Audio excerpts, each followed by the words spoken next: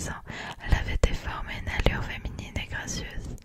Elle était moins belle que son frère, mais le bon sens et la bonne humeur se lisaient sur son visage. Ses manières étaient douces et sans prétention.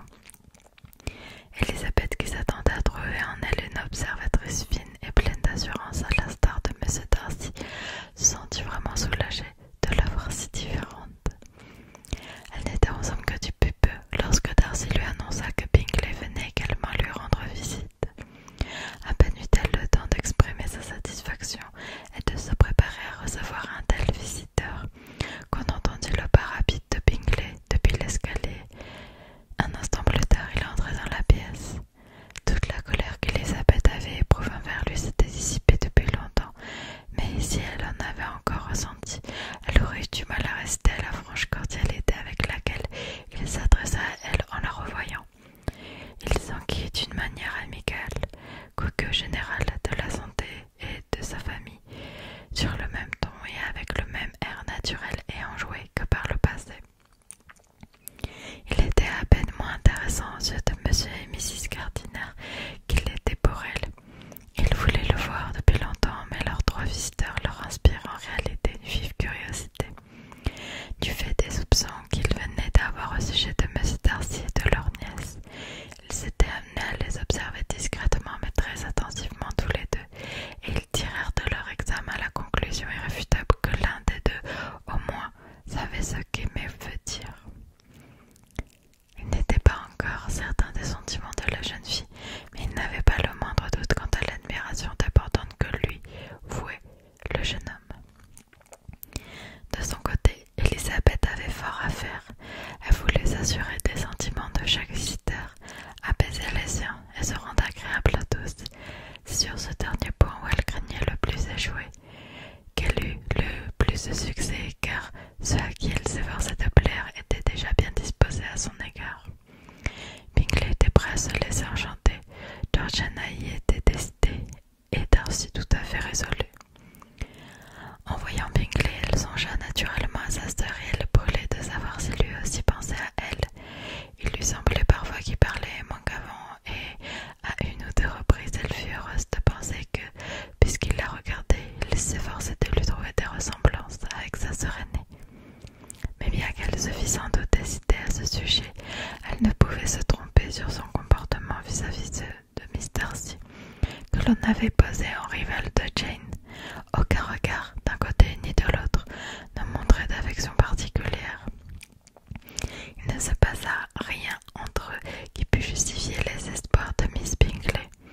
Sur ce point, elle fut bientôt satisfaite et, à 2 ou 3 petits indices qu'elle perçut avant leur départ et fut prompte à interpréter, elle observa qu'il évoquait Jane avec un je ne sais quoi de tendresse et non sans ressentir le désir d'en dire plus, ce qui, s'il l'avait osé, aurait permis qu'on en vînt parler d'elle. Il lui glissa sur un ton empreint de réel regret que cela faisait longtemps qu'il n'avait plus eu le plaisir de la voir, et sans attendre sa réponse, il ajouta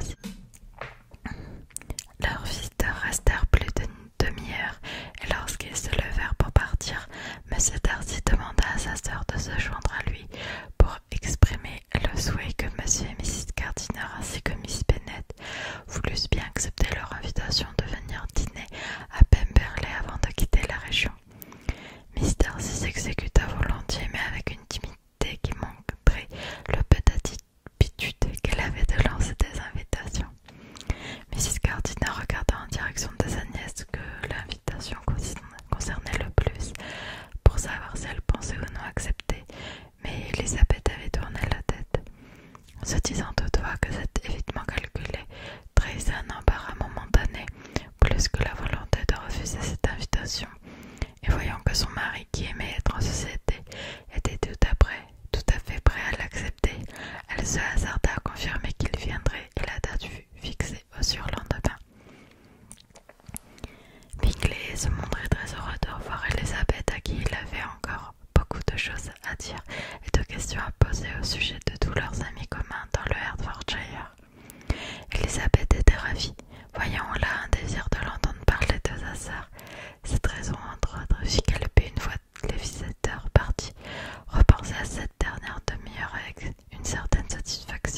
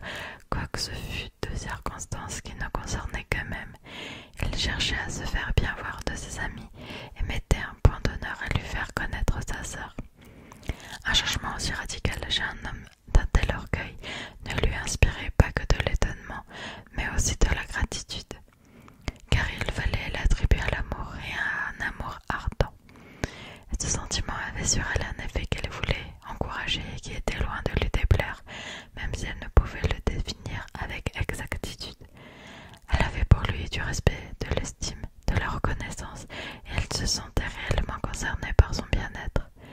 Elle ignorait seulement jusqu'à quel point souhaitait que ce bien-être dépendît d'elle, et si elle était prête pour leur bonheur à tous les deux à recourir au pouvoir qu'elle pensait avoir toujours sur lui, pour le pousser à demander une nouvelle fois sa main.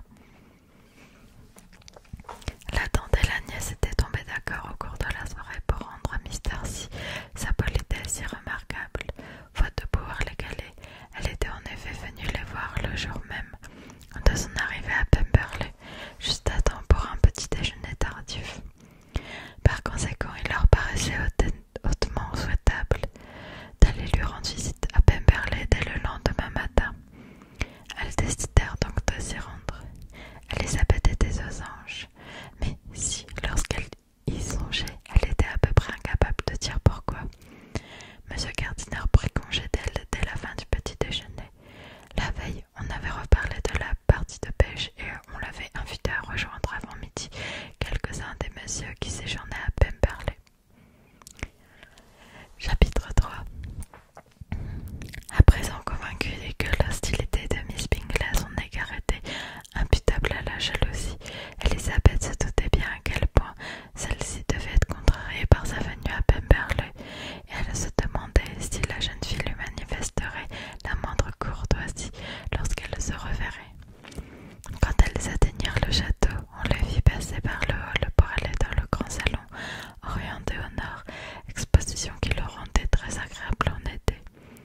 Les portes-fenêtres donnant sur le jardin offraient une vue fort apaisante sur les hautes collines boisées situées à l'arrière du château, ainsi que sur des chênes et des marronniers de belle allure qui étaient plantés là, sur une pelouse qui s'étendait jusqu'aux hauteurs. C'est dans cette pièce qui fut reçue par Miss Darcy, qui était en compagnie de Mrs. Hurst et de Miss Bingley, ainsi que de la dame avec qui elle vivait à Londres.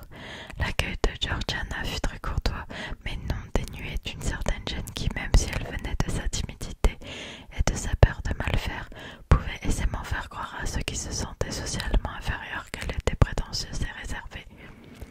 Mrs. Gardiner et sa nièce ne lui en tinrent néanmoins pas rigueur, et elles eurent pitié d'elle.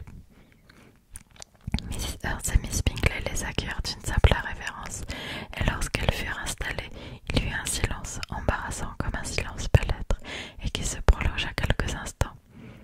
Mrs. Annesley, une dame distinguée à l'allure agréable, fut la première à le rompre, ce qui, vu les efforts qu'elle faisait pour trouver un sujet de conversation, montrait qu'elle était beaucoup mieux élevée que les autres. Mrs. Gardiner et elle entamèrent une conversation à laquelle Elisabeth participait de temps en temps. Miss Darcy avait l'air de vouloir trouver le courage nécessaire pour se joindre à elle, et elle se risquait parfois à glisser une brève remarque quand il n'y avait que peu de danger qu'on l'entendît. Elisabeth ne tarda pas à remarquer qu'elle était elle-même étroitement surveillée par Miss Bingley, et qu'elle ne pouvait dire un seul mot, surtout à Miss Darcy, sans attirer son attention. Ce constat ne lui eût pas empêché d'essayer d'adresser la parole à cette dernière si elle n'avait pas été assise à une distance si peu commode, mais n'était pas fâchée de ne pas avoir à dire grand-chose. Elle était plongée dans ses pensées. Elle s'entendait à tout moment à voir certains des messieurs entrer dans la pièce. En l'espérant, elle craignait que le maître de la maison ne fût parmi eux sans pouvoir déterminer si elle espérait plus qu'elle ne le redoutait.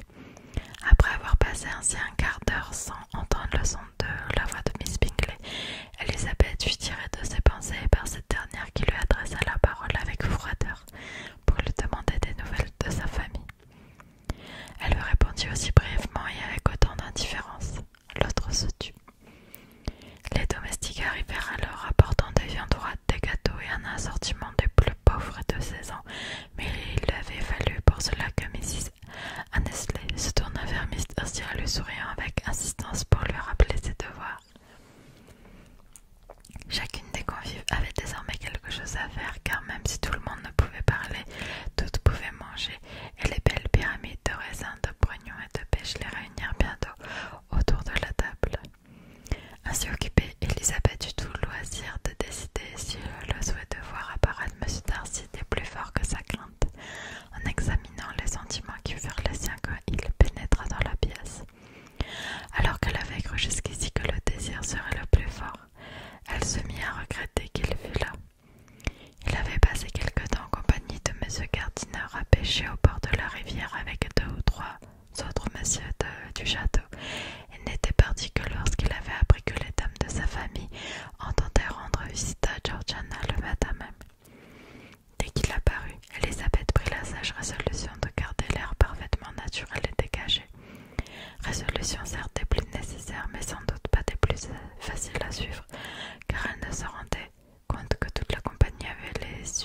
replier sur eux et avait conscience du genre de soupçon que leur relation pouvait éveiller chez cette dame. Pas un regard qui ne scruta son attitude quand il fit son entrée. Aucun visage ne trahissait une aussi forte curiosité que celui de Miss Bingley, en dépit des grands sourires qu'elle distribuait à toutes celles à qui elle s'adressait. La jalousie ne l'avait pas encore poussée au désespoir, et elle n'avait pas le moins du monde cessé de s'intéresser à M. Darcy. Lorsque son frère entra, Miss Darcy s'efforça de parler davantage, et Elisabeth vit qu'il avait à cœur que sa sœur et elle fissent plus ample connaissance, et qu'il ferait tout son possible pour faciliter les tentatives de conversation d'un côté ou de l'autre. Cela n'échappa pas à Miss Bingley, et qui, rendue imprudente par la colère, saisit la première occasion pour s'exclamer sur un ton de politesse narquoise: Dites-moi un peu, Miss Elisa, la milice du comté n'a-t-elle pas quitté Merrington? Cela doit être une perte irréparable pour votre famille. En présence de Darcy, elle n'osa pas mentionner le nom de Wickham, mais Elisabeth comprit tout de suite que c'était à lui qu'elle pensait. Les divers souvenirs qui lui étaient associés créèrent en elle un instant de panique. Mais faisant un effort pour contrer cette attaque malveillante, elle parvint à prendre un ton suffisamment dégagé pour lui répondre. Tandis qu'elle parlait, elle aperçut involontairement Darcy, dont le visage s'était empourpré et qui la regardait avec attention, tandis que sa sœur, terriblement confuse, gardait les yeux baissés.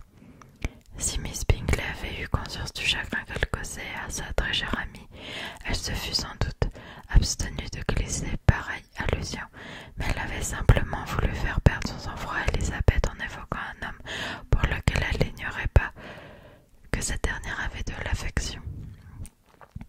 Elle espérait ainsi l'amener à trahir une inclinaison qui pouvait lui causer du tort dans l'esprit de Darcy, et peut-être aussi rappeler à celui-ci toutes les folies et les sottises commises par les sœurs d'Elisabeth lorsqu'elle fréquentait les officiers de ce régiment. Elle ignorait tout du projet de fugue de Miss Darcy.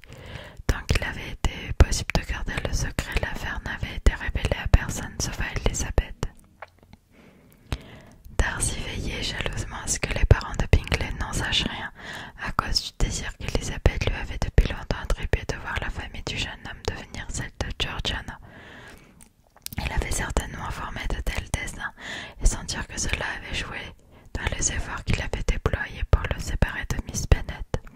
Il est probable que cela avait renforcé l'importance qu'avait pour lui le bonheur de son ami. L'attitude impassible d'Elisabeth, toutefois, le rasséréna rapidement, et tandis que Miss Bingley, contrariée et dépitée, n'osait plus faire la moindre allusion à Wickham, Georgiana se ressaisit à temps elle aussi, sans que cela suffît à l'amener à dire le moindre mot. Son frère, dont elle craignait de croiser le regard, se souvenait à peine de son rôle dans cette affaire, et la pique que Miss Bingley avait trouvée pour détourner Darcy d'Elisabeth semblait l'avoir davantage attachée à elle, et avec plus d'entrain encore. Leur visite ne se prolongea guère au-delà de la question et de la réponse évoquée ci-dessus. Et tandis que M. Darcy la raccompagnait à leur voiture, Miss Bingley se hasarda à critiquer la personne, le comportement et la toilette d'Elisabeth. Mais Georgiana se refusa à l'imiter. La recommandation de son frère lui suffisait pour qu'elle eût, elle, une opinion favorable. Il ne pouvait se tromper, et il avait parlé d'Elisabeth en des termes tels que Georgiana ne pouvait que la trouver charmante et aimable.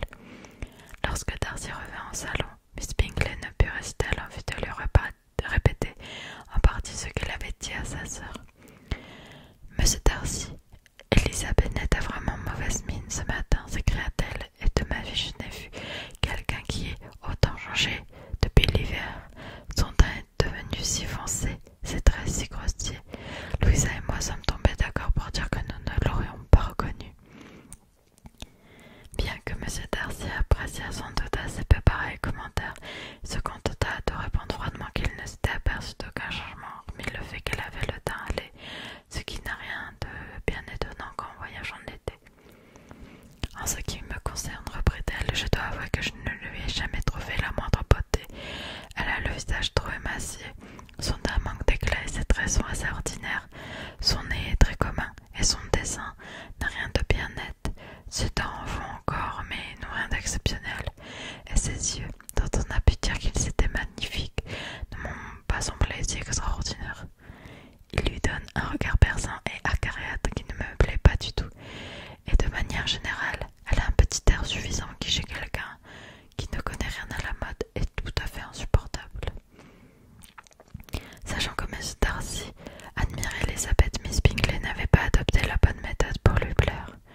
Mais les gens en colère sont rarement attisés, et voyant à la longue qu'elle l'avait irrité, elle eut ainsi tout le succès auquel elle devait s'attendre. Il gardait néanmoins un silence obstiné, et elle, tout à fait décidée à le faire parler, poursuivit en disant: Lorsque nous avons fait sa connaissance dans le Hertfordshire, je me souviens,